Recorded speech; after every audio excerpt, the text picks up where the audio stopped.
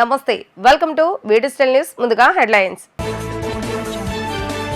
Party ముఖ్య నాయకులతో CM Chandrababu Naidu teleconference. పార్టీలో సుదీర్ఘకాలంగా పనిచేస్తున్న వారిని ప్రోత్సహించాలని దిశానిర్దేశం. అమెజాన్ గిఫ్ట్ కార్డులో డబ్బు అదృష్టంపై డిప్యూటీ సీఎం పవన్ కళ్యాణ్ చేసిన ట్వీట్ పై స్పందించిన అమెజాన్ కార్డుల విషయంలో ఆర్బీఐ మార్గదర్శకాలు పాటిస్తున్నామని వెల్లడి. ప్రజా దర్బార్లో మంత్రి లోకేష్ కు పలు విజ్ఞప్తులు. సమస్యల పరిష్కారం కోసం కృషి చేస్తామని బాధితులకు భరోసా. జూన్లోపు ప్రభుత్వంలో ఉన్న అన్ని నామినేటెడ్ పదవులు భర్తీ చేస్తామని ముఖ్యమంత్రి నారా చంద్రబాబు నాయుడు స్పష్టం చేశారు. ఇతర పార్టీల నుంచి వచ్చి చేరిన వారి కంటే ఎప్పటి నుంచో పార్టీలో ఉండి పనిచేసిన వారిని నేతలు ప్రోత్సహించాలని అన్నారు. మొదటి నుంచి పార్టీని నమ్ముకున్న వారికే పదవులు దక్కేలా చూడవలసిన బాధ్యత ఎమ్మెల్యేలదేనని తేల్చి చెప్పారు. 214 మార్కెట్ కమిటీలు, 1100 ట్రస్ట్ బోర్డులు ఉన్నాయని, రానున్న రోజుల్లో ఈ నియామకాలు పూర్తి చేస్తామని అన్నారు. తెలుగుదేశం ముఖ్య నాయకులు, ఎమ్మెల్యేలు, ఎంపీలు, మంత్రులు, పార్టీ ఇన్ఛార్జీలతో సీఎం చంద్రబాబు నాయుడు టెలికాన్ఫరెన్స్ నిర్వహించారు. ఈ సందర్భంగా చంద్రబాబు నాయుడు మాట్లాడుతూ రానున్న రోజుల్లో నామినేటెడ్ పోస్టుల నియామకాలు పూర్తి చేస్తామన్నారు. పదవి పొందిన వాళ్లు 2 ఏళ్లు పనితీరుపై సమీక్ష చేస్తామన్న ఆయన దాని ఆధారంగా మళ్లీ నిర్ణయాలు, భవిష్యత్ అవకాశాలు ఉంటాయని వివరించారు. వ్యవసాయ మార్కెట్ కమిటీలు, దేవాలయ కమిటీల నియామకంపై ఎమ్మెల్యేలు సరైన ప్రతిపాదనలు పంపాలని సూచించారు. వ్యవసాయ మార్కెట్ కమిటీలు, దేవాలయ కమిటీల్లో పదవి ఆశిస్తున్న వాళ్లు cubes, cluster unit, booth section విభాగాల సభ్యులుగా ఉండాలని అన్నారు. కష్టపడిన కార్యకర్తలు, నాయకులకు న్యాయం చేసేలా నామినేటెడ్ పదవులు ఇస్తామని వెల్లడించారు. గడువు తీరిన గిఫ్ట్ కార్డులో డబ్బు అదృశ్యమవుతుందంటూ ఉప ముఖ్యమంత్రి పవన్ కళ్యాణ్ ఆందోళన వ్యక్తం చేసిన నేపథ్యంలో అమెజాన్ స్పందించింది. వినియోగించని కార్డులలోని డబ్బును వెనక్కి తీసుకోవడానికి తమ కస్టమర్లకు పలు అవకాశాలు ఉన్నాయంటూ వివరణ ఇచ్చింది. ఈ మేరకు ఒక ప్రకటన విడుదల చేసింది. కార్డుల విషయంలో ఆర్బీఐ మార్గదర్శకాలు పాటిస్తున్నామని తెలిపింది. గిఫ్ట్ కార్డులు కొన్న వారికి గడువు తీరేలోగా 2 సార్లు రిమైండర్లు పంపుతామని వెల్లడించింది. గిఫ్ట్ కార్డులో డబ్బు మాయంపై పవన్ కళ్యాణ్ ఇటీవల ఎక్స్ వేదికగా స్పందించారు. కస్టమర్లు కష్టపడి సంపాదించిన డబ్బు అదృశ్యం కావడంపై ఆవేదన వ్యక్తం చేశారు. భూమిపై హక్కులు కల్పించాలని, వృద్ధాప్య వితంతు, ఒంటరి పెన్షన్ అందజేయాలని, అర్హత ఉన్న ప్రతి ఒక్కరికి ఉద్యోగ అవకాశం కల్పించాలని 58వ రోజు ప్రజా దర్బార్లో మంత్రి నారా లోకేష్ కు విన్నవించుకున్నారు. వైద్యానికి ఆర్థిక సహాయం అందించి ఆదుకోవాలని, ఉద్యోగుల సమస్యలు పరిష్కరించాలంటూ అనేక మంది వచ్చారు. రాష్ట్ర వ్యాప్తంగా తరలివచ్చిన ప్రతి ఒక్కరి విజ్ఞప్తిని మంత్రి నారా లోకేష్ పరిశీలించారు. పలు విజ్ఞప్తుల పరిష్కారానికి అప్పటికప్పుడే సిబ్బందికి ఆదేశాలు జారీ చేశారు. వైఎస్ఆర్సీపీ హయాంలో నిర్లక్ష్యానికి గురైన సమ్మర్ స్టోరేజ్ నిర్మాణాన్ని పూర్తి చేయాలని ప్రజలు కోరారు. తన భార్య పేరుతో ఉన్న 4 ఎకరాల పొలాన్ని తన పేరుతో ఆన్లైన్లో నమోదు చేయాలని పల్నాడు జిల్లా సత్తెనపల్లి మండలం రెంటపాళ్లకు చెందిన వై రామ్ గోపాల్ మంత్రి నారా లోకేష్ ను కలిసి విజ్ఞప్తి చేశారు. వ్యవసాయం గిట్టుబాటు కాక విజయవాడకు వలస వచ్చిన తనకు మున్సిపల్ కార్యాలయంలో ఉద్యోగ అవకాశం కల్పించాలని బి మల్లన్న అనేక వ్యక్తి విజ్ఞప్తి చేశారు. కర్నూలు, తిరుపతి, చిత్తూరు జిల్లాల నుంచి వచ్చినటువంటి ప్రజలు తమ సమస్యలను మంత్రి దృష్టికి తీసుకొచ్చారు. పరిశీలించి తగిన చర్యలు తీసుకుంటామని లోకేష్ హామీ ఇచ్చారు. పట్టణ ప్రాంతాల అభివృద్ధికి మున్సిపల్ కమిషనర్లు కష్టపడి పనిచేయవలసిన అవసరం ఉందని మంత్రి నారాయణ చెప్పారు. మున్సిపాలిటీలలో ప్రజల సమస్యల పరిష్కారానికి ప్రభుత్వం అన్ని చర్యలు తీసుకుంటుందని, భవనాలు, లేఅవుట్ల అనుమతులను మున్సిపాలిటీలకు అప్పగిస్తామని చెప్పారు. మున్సిపల్ కమిషనర్ల సంఘం డైరీ 2025ను మంత్రి నారాయణ ఆవిష్కరించారు. ప్రజలకు పారదర్శకంగా సేవలు అందించేలా అధికారులు పనిచేయాలని సూచించారు.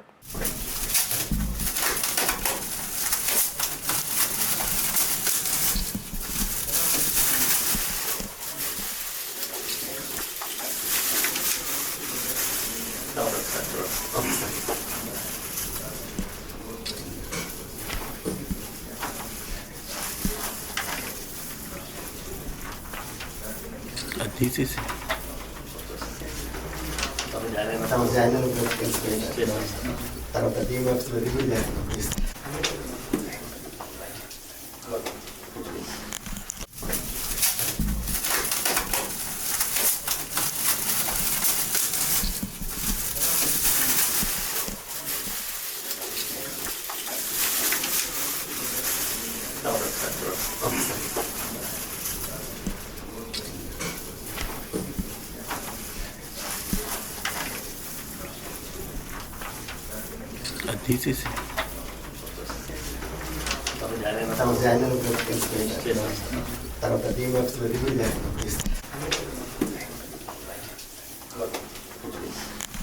గన్నవరం నియోజకవర్గం అభివృద్ధి దిశగా ముందుకు వెళ్తుందని ప్రభుత్వ విప్ ఎమ్మెల్యే ఎర్లగడ్డ వెంకట్రావు అన్నారు. కాపు కమ్యూనిటీ హాలుకు మరో 50 లక్షల రూపాయలు, బీసీ కమ్యూనిటీ హాలుకు మరో 10 లక్షలు కేటాయిస్తానని ఎంపీ బాలశౌరి చెప్పినందుకు ధన్యవాదాలు తెలియజేశారు.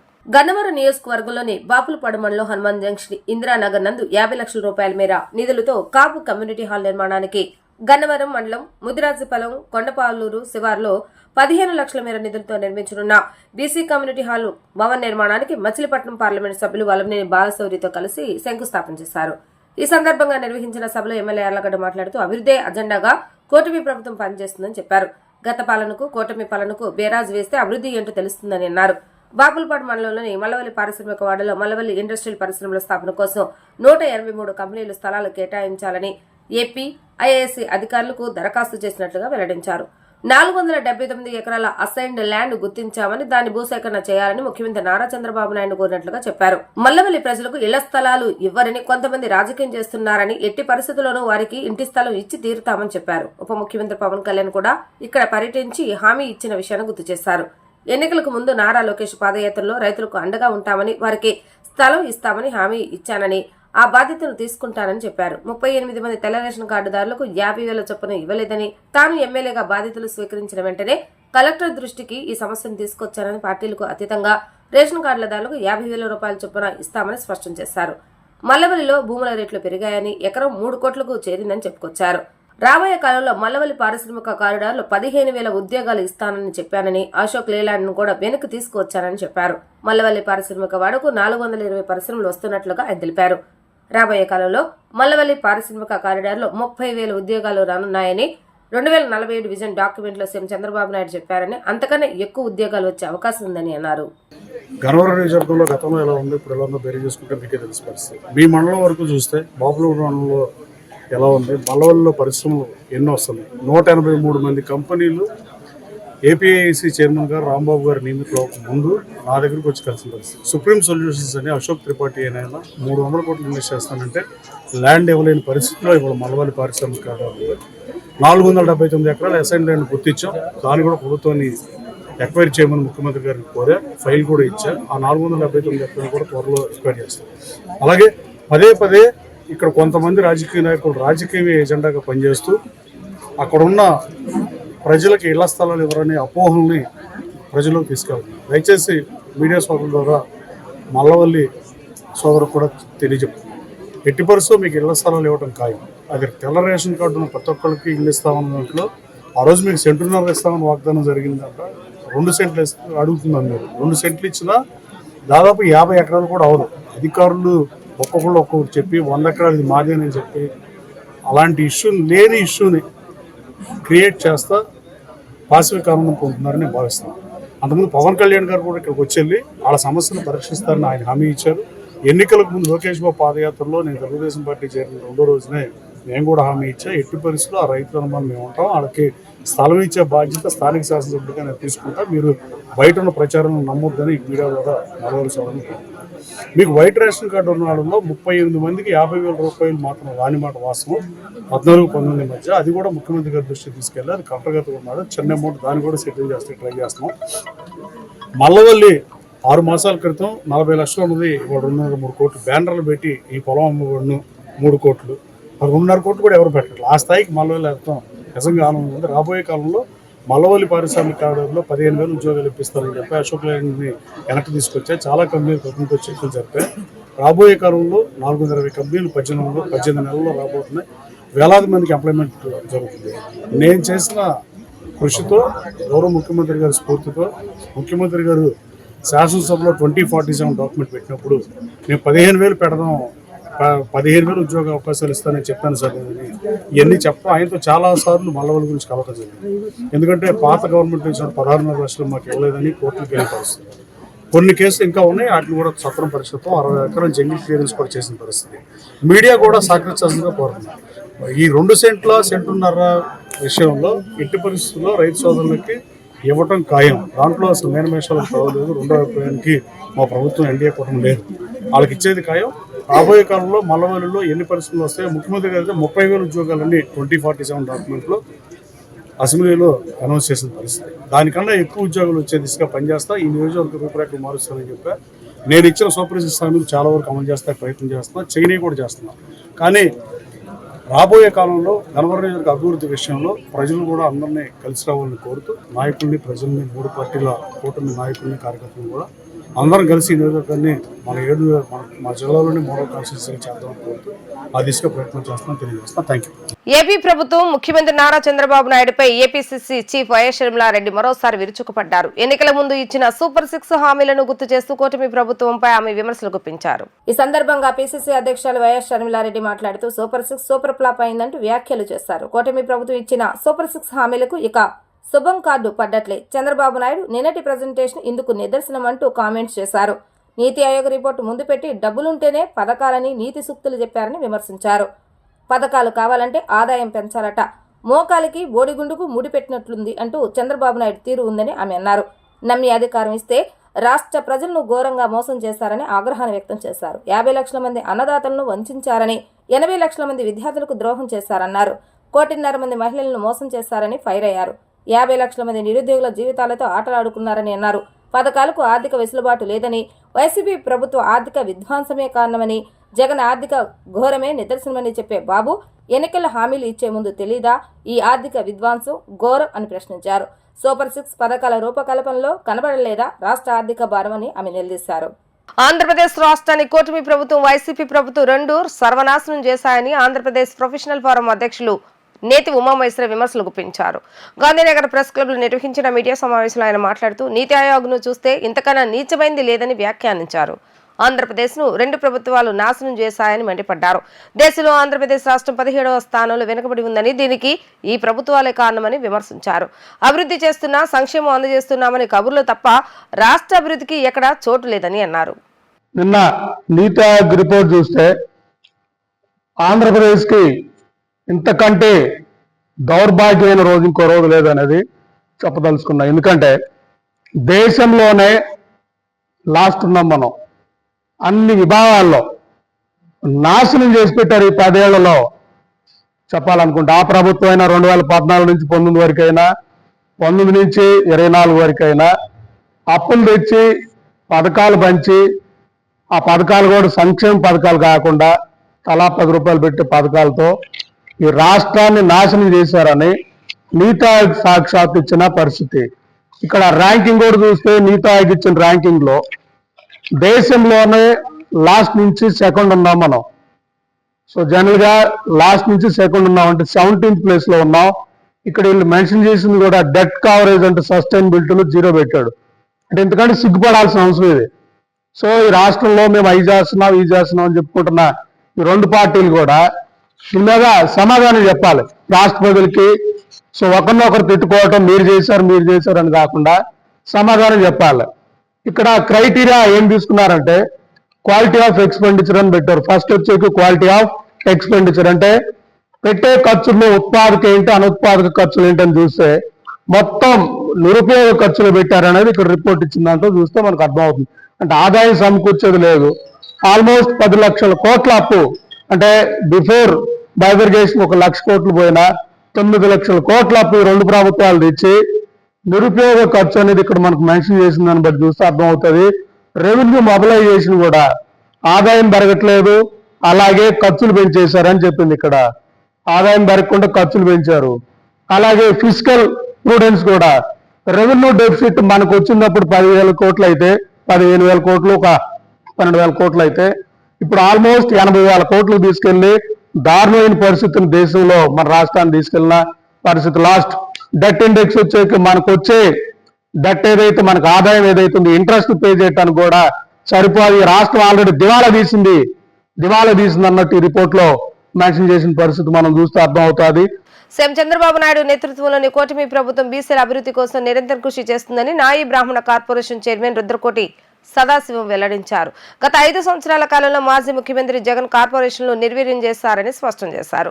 ముఖ్యమంత్రి నారా చంద్రబాబు నాయుడు, మంత్రి లోకేష్ నాయి బ్రాహ్మణుల అభివృద్ధికి కట్టుబడి ఉన్నారని అన్నారు. తుమ్మలపల్లి కళాక్షేత్రంలో నాయి బ్రాహ్మణ కార్పొరేషన్ చైర్మన్, డైరెక్టర్ల ప్రమాణ స్వీకారోత్సవ కార్యక్రమం నిర్వహించారు. ఈ కార్యక్రమంలో స్వచ్ఛాంధ్ర కార్పొరేషన్ చైర్మన్ కొమ్మారెడ్డి పట్టాభిరామ్తో పాటు పలు కార్పొరేషన్ చైర్మన్లు పాల్గొన్నారు. ఈ సందర్భంగా వారు మాట్లాడుతూ టీడీపీతోనే బీసీల అభివృద్ధి సాధ్యమన్నారు. సీఎం చంద్రబాబు నాయుడు, మంత్రి లోకేష్ రాష్ట్రంలో 20 లక్షల ఉద్యోగాల కల్పన కోసం కృషి చేస్తున్నారని అన్నారు. గత వైసీపీ ప్రభుత్వం బీసీలను అణగదొక్కే కార్యక్రమం చేపట్టిందన్నారు. నాయి బ్రాహ్మణ కార్పొరేషన్ చైర్మన్ రుద్రకోటి సదాశివం మాట్లాడుతూ ఇచ్చిన బాధ్యతను సక్రమంగా నిస్వార్థంతో నిర్వహిస్తున్నారన్నారు. తనకు మహత్కర బాధ్యత ఇచ్చిన కూటమి అధినాయకులకు కృతజ్ఞతలు తెలియజేశారు. నాయి బ్రాహ్మణులకు సంబంధించి మరి మనందరి అన్న విశ్వవిఖ్యాత నట సార్వభౌమ నందమూరి తారక రామారావు ఏ విధంగా ఈ సామాజిక వర్గ అభ్యున్నతి కోసం పాటుపడ్డారో చాలా వివరంగా చెప్పారు. అదేవిధంగా నా ఆప్త మిత్రులు ఇనికొండ సుబ్రహ్మణ్యం గారు, ఆయన ప్రతి సందర్భంలో కూడా అన్నగారిని తలుచుకుంటూనే ఉంటారు. ఆ రోజున ఆయన తీసుకున్నటువంటి చొరవ వల్ల మాకు ఫెడరేషన్ ఏర్పడింది. అనేక రకాలుగా మా అభ్యున్నతికి పాటుపడినటువంటి దైవ సమానులు మా అన్నగారు అని చెప్పి సుబ్రహ్మణ్యం గారు కూడా చెప్తూ ఉంటారు. మరి అటువంటి అన్నగారిని దేశంలో ఎక్కడా లేని విధంగా గౌరవ మాజీ ముఖ్యమంత్రి వర్యులు విశ్వవిఖ్యాత నట సార్వభౌమ పద్మశ్రీ నటరత్న నందమూరి తారక రామారావు గారు ఆనాడు ఎంతో పెద్ద మనసుతో విశాల దృక్పథంతో నాయి బ్రాహ్మణులు పేదరికంలో ఉన్నారు, వారిని రాజకీయంగా, ఆర్థికంగా, సామాజికంగా పైకి తేవాలని ఒక పెద్ద మనసుతో దేశంలో ఎక్కడా లేని విధంగా 1989వ సంవత్సరంలో నాయి బ్రాహ్మణ ఫెడరేషన్ ఆనాడు ఏర్పాటు చేస్తే బడుగు బలహీన వర్గాల ఆశా జ్యోతి, నిరంతర శ్రమజీవి, 2047 స్వర్ణాంధ్ర సృష్టికర్త, మన అందరి బాగోగులు చూసే మన దైవం శ్రీ నందమూరి రామారావు గారి ఆశీస్సులతో మన ముఖ్యమంత్రి వర్యులు నారా చంద్రబాబు నాయుడు గారు ఈ రోజు ఫెడరేషన్ ని కార్పొరేషన్ గా అప్గ్రేడ్ చేశాడు. మీకు తెలుసు, గత వైసీపీ ప్రభుత్వంలో అట్టహాసంగా 56 కార్పొరేషన్ వేసినారే కానీ ఒక్క కార్పొరేషన్ కూడా ₹1 నినాలివ్వాల. మీకు తెలుసు, కార్పొరేషన్లు ఎందుకు వేస్తారంటే బడుగు బలహీన వర్గాలు, పేదలు ఉంటారు, వారు వృత్తిపరంగా ఎంతో పైకి రావాలని కార్పొరేషన్ పెట్టి కార్పొరేషన్ ద్వారా రుణాలు ఇచ్చి వాళ్ళని పైకి తేవాలని ఒక సదుద్దేశంతో కార్పొరేషన్ వేస్తే జగన్మోహన్ రెడ్డి గారు 56 కార్పొరేషన్ ని నిర్వీర్యం చేసినాడు. వాళ్ళ సామాజిక వర్గానికి ఏమో పదవులు, విధులు ఉండేటివి ఇచ్చి బీసీ సామాజిక వర్గాలకి పదవులు, నిధులు లేనటివి మనకు మొండి చేసి చూపించినాడు. అదే మన నారా చంద్రబాబు నాయుడు గారు నిరంతరం బడుగు బలహీన వర్గాల కోసం ఆయన తప్పిస్తూ ఒక పక్క ఎస్సీ, ఎస్టీ, బీసీ మైనారిటీల సంక్షేమం కోసం నిరంతరం ఆలోచించే వ్యక్తి మన ముఖ్యమంత్రి గౌరవనీయులు నారా చంద్రబాబు నాయుడు గారు. మీకు తెలుసు, నారా చంద్రబాబు నాయుడు గారు ఈసారి 4వసారి ముఖ్యమంత్రిగా ఆయన అధికారంలోకి వచ్చేసరికి ఈ రాష్ట్రం నిర్వీర్యమైపోయి ఉన్నది. ఒక పక్క జగన్మోహన్ రెడ్డి గారు 10 లక్షల కోట్ల రూపాయలు ఈ రోజు అప్పులు చేసి మొత్తం వ్యవస్థలన్నీ నాశనం అయిపోయింటే మన ప్రియతమ ముఖ్యమంత్రి బడుగు బలహీన వర్గాల ఆశా జ్యోతి నారా చంద్రబాబు నాయుడు గారు ఈ రాష్ట్రం కోసం రేయింబవలు పనిచేస్తా ఉన్నాడు. 41 కోట్ల రూపాయలతో గుంటూరులో మరో బ్రిడ్జి నిర్మాణానికి కేంద్ర ఆమోదం తెలిపింది. కేంద్ర మంత్రి పెమ్మసాని చంద్రశేఖర్ వెల్లడించారు. గుంటూరు నల్లపాడు వరకు పై వంతెన నిర్మాణానికి south central railway green signal ఇచ్చిందన్నారు. గుంటూరు నగరంలో ట్రాఫిక్ ఇబ్బంది లేకుండా ఈ వంతెన నిర్మిస్తున్నామని అన్నారు. గుంటూరులో మొత్తం 3 వంతెనల నిర్మాణానికి కేంద్ర ప్రభుత్వం నిధులు ఇస్తున్నట్లుగా పెమ్మసాని తెలియజేశారు. ఆంధ్రప్రదేశ్ లో మరో కొత్త ఫ్లైఓవర్ కు గ్రీన్ సిగ్నల్ వచ్చింది. ఈ మేరకు కేంద్ర మంత్రి పెమ్మసాని చంద్రశేఖర్ కీలక ప్రకటన చేశారు. గుంటూరు ప్రజల ట్రాఫిక్ కష్టాలు నివారించడానికి 3వ రైల్వే ఫ్లైఓవర్ మంజూరైనట్లుగా తెలిపారు. గుంటూరుకు సంబంధించి Shankara Vilas inner ring road వంతెనలు ఇప్పటికే మంజూరైన సంగతి తెలిసిందేనని, తాజాగా గుంటూరు నల్లపాడు మధ్య మరో ఫ్లైఓవర్ వంతెనను తీసుకొచ్చినట్లుగా చెప్పారు. ఈ ఫ్లైఓవర్ తో గుంటూరు ప్రజల ట్రాఫిక్ కష్టాలు తీరుతాయని అన్నారు. ఈ ఫ్లైఓవర్ నిర్మాణంతో పెదపలకలూరు, పుల్లడిగుంట్ల, పేరుచెర్లను కలపడానికి వీలుంటుందని అన్నారు కేంద్ర మంత్రి పెమ్మసాని చంద్రశేఖర్. ఈ ఫ్లైఓవర్ కు 41 కోట్ల రూపాయల వ్యయం అవుతుందని, ఈ మేరకు దక్షిణ మధ్య రైల్వే ఆమోదం తెలిపిందన్నారు. ఈ ఫ్లైఓవర్ కు సంబంధించిన టెండర్ల ప్రక్రియ మరో 3 వారాల్లో ప్రారంభమవుతుందని, ఈ 3 ఫ్లైఓవర్లకు కేంద్రమే 100% నిధులను భరిస్తుందని పేర్కొన్నారు. 3 ఏళ్లలోగా ఈ వంతెన నిర్మాణం పూర్తి చేస్తామని అన్నారు పెమ్మసాని చంద్రశేఖర్. గుంటూరుకి ఇప్పటి వరకు 2 ఓవర్ బ్రిడ్జెస్ తీసుకొచ్చాం, దాదాపుగా 100 కోట్ల విలువ చేసే ఒక్కోటి. ఇవాళ 3rd బ్రిడ్జి గుంటూరు నల్లపాడు అంటే పెదపలకలూరు పుల్లడిగుంట్ల పేరేచెర్లను కలిపేటువంటి ఇంకో బ్రిడ్జిని కూడా సౌత్ సెంట్రల్ రైల్వే వారు ఈరోజు అప్రూవ్ చేశారు. దీని కాస్ట్ వచ్చేటప్పటికి 41 crores. ఇది ఇంకొక 3 వీక్స్లో టెండర్ ప్రాసెస్కి వెళ్ళబోతూ ఉంది. ఇప్పటివరకు తెచ్చిన శంకర్ విలాస్ బ్రిడ్జ్ కానీ, ఇన్నర్ రింగ్ రోడ్ బ్రిడ్జ్ కానీ, అదేవిధంగా ఈ బ్రిడ్జ్ కానీ 3 కూడా 100% సెంట్రల్ ఫండ్స్. స్టేట్ మీద ₹1 కూడా భారం లేనటువంటి ప్రాజెక్టులు 3. ఈ 3 గుంటూరు ప్రాంత ప్రజలు బయటకు వెళ్ళటానికి కానీ, క్యాపిటల్కి గుంటూరుకి రావాల్సిన వారందరికీ కూడా రైల్వే గేట్స్ మీద ఎక్కడ అబ్స్ట్రక్షన్ లేకుండా ట్రాఫిక్ సాఫీగా అయ్యే విధంగా ఈ 3 ప్రాజెక్ట్స్ తీసుకొచ్చాం. 3 ప్రాజెక్ట్స్, ఒకటి శంకర్ విలాస్ బ్రిడ్జి, సెకండ్ది ఇన్నర్ రింగ్ రోడ్డు, తర్వాత 3వది పెదపలకలూరు అంటే గుంటూరు నల్లపాడును కలిపేది 3వ బ్రిడ్జి. వార్తలు ముగించే ముందు హెడ్లైన్స్ మరొకసారి. పార్టీ ముఖ్య నాయకులతో సీఎం చంద్రబాబు నాయుడు టెలికాన్ఫరెన్స్. పార్టీలో సుదీర్ఘకాలంగా పనిచేస్తున్న వారిని ప్రోత్సహించాలని దిశానిర్దేశం. అమెజాన్ గిఫ్ట్ కార్డులో డబ్బు అదృష్టంపై డిప్యూటీ సీఎం పవన్ కళ్యాణ్ చేసిన ట్వీట్పై స్పందించిన అమెజాన్. కార్డుల విషయంలో ఆర్బీఐ మార్గదర్శకాలు పాటిస్తున్నామని వెల్లడి. ప్రజా దర్బార్లో మంత్రి లోకేష్ గోపాల్ విజ్ఞప్తులు. సమస్యల పరిష్కారం కోసం కృషి చేస్తామని బాధితులకు భరోసా. ఇవి ఈరోజు వార్తా విశేషాలు. మరలా తిరిగి ప్రసారం అవతలు మరి కలుద్దాం. అంతవరకు సెలవు, నమస్కారం.